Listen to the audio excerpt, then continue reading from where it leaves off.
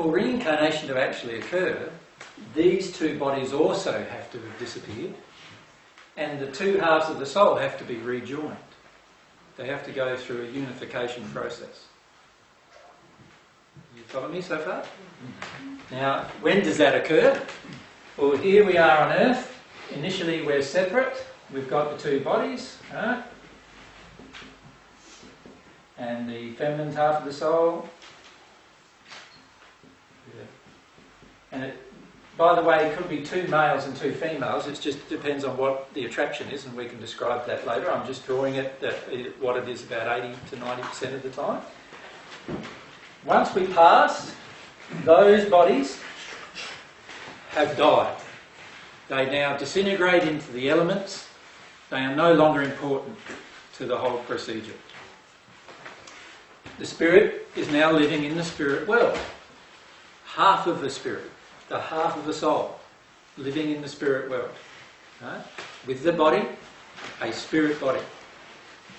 Initially the body looks very similar to the one that your body looks on Earth.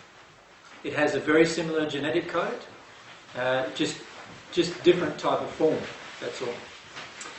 And what happens is, to actually amalgamate the two halves, you have to progress in love. You have to progress 22 times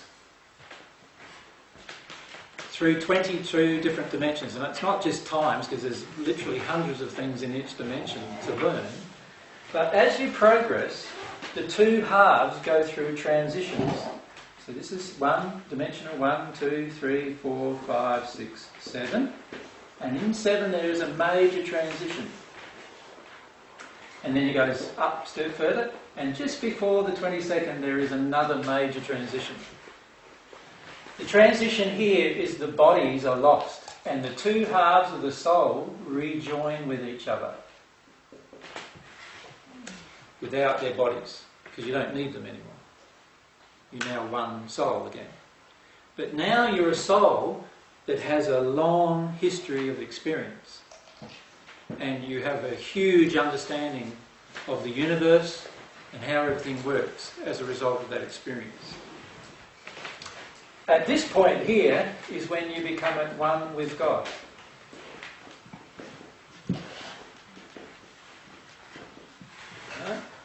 That's what I termed in the first century being born again. You change your form. The soul changes in that place to become soul dominate, not mind dominant. And then you continue growing, and eventually the two halves of the soul reach the point where they join with each other. And that's called, by spirits, a soul union. Once the soul is unified, it's able to reincarnate. It cannot reincarnate before then.